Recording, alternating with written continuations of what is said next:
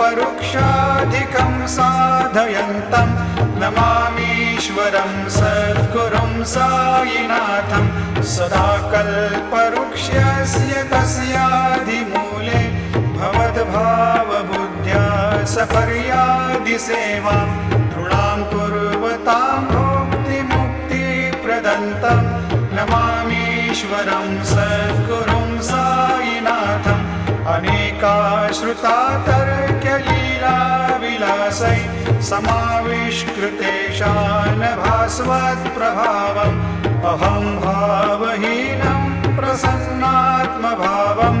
नमामीश्वरं सद्गुरुं साईनाथं सतां विश्रमाराममेवाभिरामं सदा सज्जनैः संस्तुतं सन्नमद्भिः जनामोददं